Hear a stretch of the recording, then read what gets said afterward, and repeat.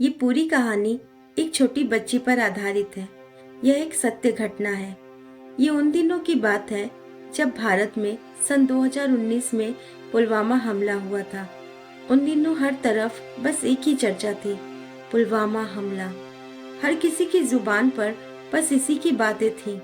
हर news channel, हर newspaper में बस यही छाया हुआ था। हर तरफ एक खौफ और एक शोर था। हर किसी के मन में उस हमले को लेकर बहुत सी बातें होती थी। ऐसे ही एक मिडिल क्लास फैमिली में एक 7 साल की बच्ची थी। वह भी इस हमले के बारे में न्यूज़ चैनलों पर देखा करती। उसके घर में उसके मम्मी पापा और उसका 3 साल का एक छोटा भाई था।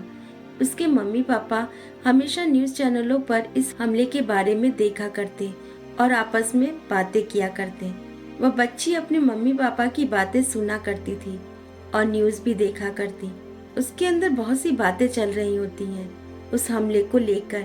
वह हमेशा अपनी माँ से कोई न कोई सवाल किया करती थी, जैसे कि हम लोगों को तो कुछ नहीं होगा ना, वो लोग हमें तो नहीं मारेंगे ना, हमारे सैनिक हमारी रक्षा करेंगे ना मम्मा, उन लोगों ने हमारे सैनिकों को क्यों मारा है, क्या वो बुरे लोग हैं। ऐसे ही बहुत से सवाल उसके अंदर चलते रहते हैं और उसकी माँ हमेशा उसके सवालों के जवाब दिया करती। हर वक्त इन्हीं सब बातों को सुना करती, देखा करती और बहुत से सवाल किया करती। एक शाम वह अपने छोटे भाई के साथ खेल रही होती है। खेलते खेलते वह अचानक से रोने लगती है। उसकी माँ रसोई में रात के खाने की तैयारी में लगी रहती है। उसे लगता है कि दोनों बच्चों में आपस में लड़ाई हो गई है, शायद इसीलिए वो रो रही है। वह उसे चुप रहने के लिए कहती है और अपने छोटे बेटे को डांट देती है, जिससे कि वह शांत हो जाए और फिर वह अपने काम पर लग जाती है। मगर उसकी बेटी का रोना बंद ही नहीं होता। वह काफी देर तक रोती रहती है। कुछ देर बाद वह अपनी बेटी को डांटती है कि खेल खेल की लड़ाई में कोई रोता है क्या। मगर उसकी बच्ची का रोना बंद ही नहीं होता। जब काफी देर तक वह शांत नहीं होती है तो उसकी माँ उसके पास जाती है और उसे समझाती है, मगर वह फिर भी चुप नहीं होती।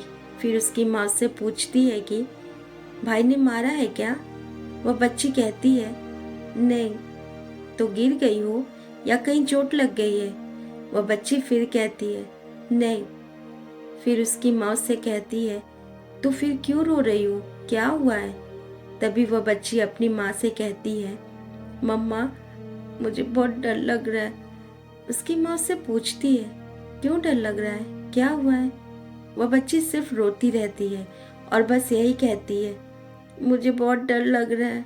उसकी माँ उससे कई बार पूछती है क्यों डर लग रहा है, क्या हुआ है, कोई डरावना सपना देखा है या टीवी पर कोई डरावनी सीन देख लिया। बच्ची फिर से कहती है नहीं, पर पता नहीं क्यों मुझे बहुत डर लग रहा है। उसकी बातों से उसकी माँ बहुत घबरा जाती है।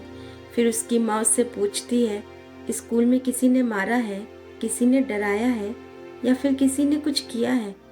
उसकी माँ के अंदर बहुत से सवाल चलने लगते हैं। वो बहुत घबराने लगती है कि उसकी बच्ची इतना क्यों डर रही है, आखिर क्या बात है।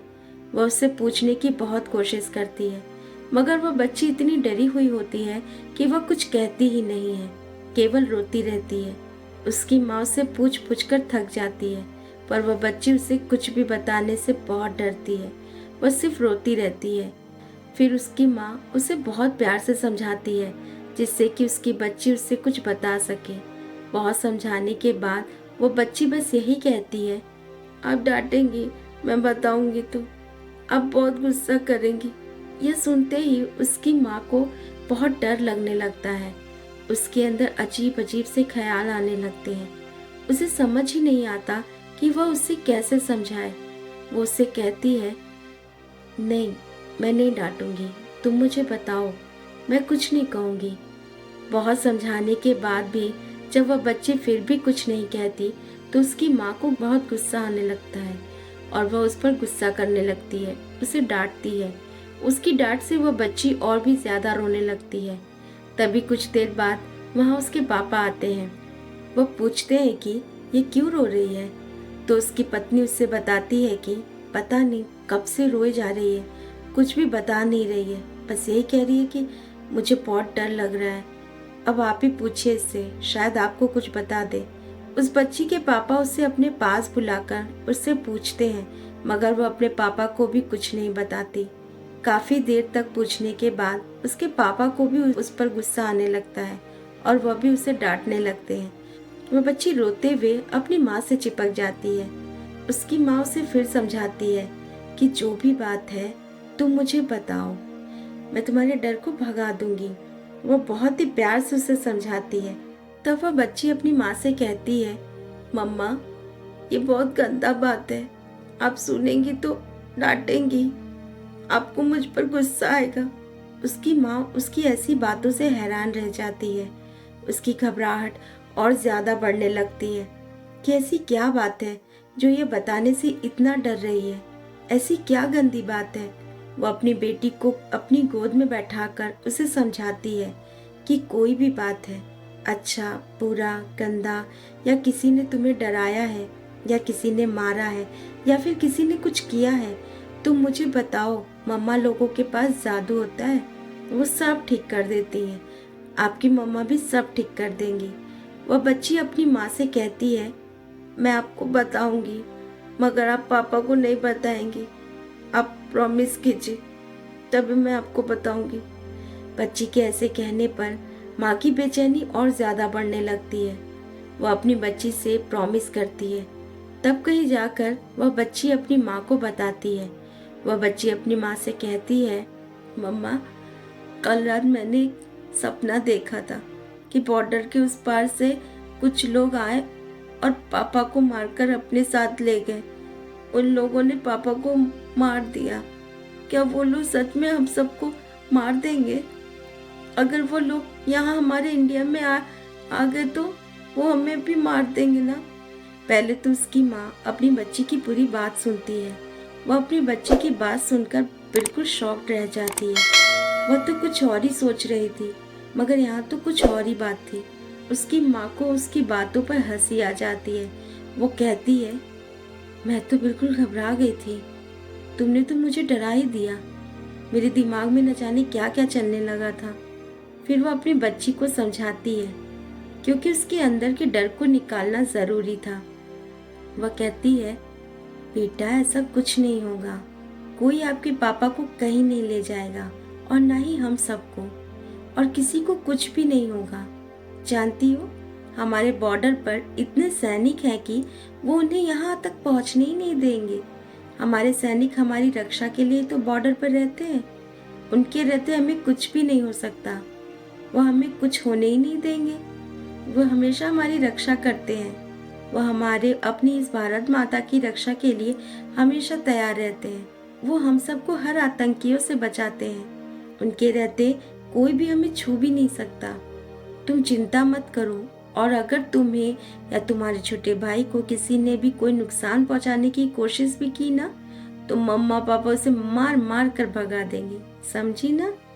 काफी समझाने के बाद उस बच्ची के चेहरे पर मुस्कुराहट आती है और उसका डर दूर हो जाता है, मगर उसके सवाल खत्म ही नहीं होते। वो अपनी माँ से कहती है, मम्मा अगर कोई आसमान पर से उड़कर आ गया तो, या फिर कोई पानी के अंदर से आ गया तो? फिर उसकी माँ उसके हर सवालों के जवाब देती है, जिससे कि उसके अंदर का डर बिल्कुल निकल जाए, उसके मन में कोई भी बात न रह जाए। अपनी माँ के समझाने पर वह बच्ची बिल्कुल नॉर्मल हो जाती है। उसके अंदर से सारा डर निकल जाता है और उसे उसके हर सवालों के जवाब भी मिल जाते हैं। उसकी माँ अपनी बच्ची से पूछती है, एक बात बताओ, तुम बार बार ये क्यों कह रही थी कि ये बहुत गंदी बात है? उसकी बच्ची उससे कहती है कि आप भी तो कहती है ना, किसी को मरने के लिए नहीं कहते, ये गंदी बात होती है। उसकी बातों से उसकी माँ की हंसी छूट जाती है कि बच्चे किस बात को कहाँ ले जा सकते हैं ये कोई नहीं जानता। कुछ देर बाद उस बच्ची की माँ को यह एहसास होता है कि बच्चे कितने कोमल होते हैं, उनका दिल कितना कमजोर होता है। वह किस बात को किस हद तक सोच सकते हैं ये कोई नहीं जानता। ये किसी भी बात पर कितनी जल्दी यकीन कर लेते हैं। उनके अंदर कब और क्या चलने लगे ये कोई नहीं जानता। एक छोटी सी घटना बच्चों को कितना इफेक्ट करती है शायद हम ये बात कभी समझ ही नहीं सकते। उनके अंदर किसी भी हादसे को लेकर कितनी जल्दी डर बैठ जाता है।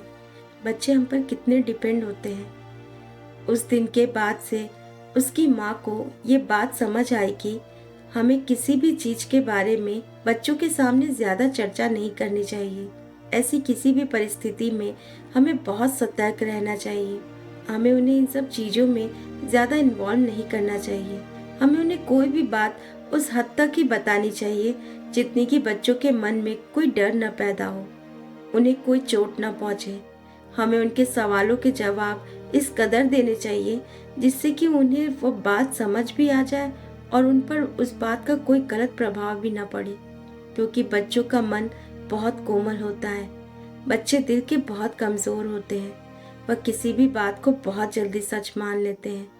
इसलिए हम सभी को अपने बच्चों के साथ बहुत सतर्क रहना चाहिए। दोस्तों, उम्मीद करती हूँ कि ये कहानी आप सभी को पसंद आई होगी। ऐसी ही बेहतरीन कहानियों के लिए हमारे चैनल को सब्सक्राइब करें। चलिए मिलते हैं अगली नई कहानी में। धन्यवाद।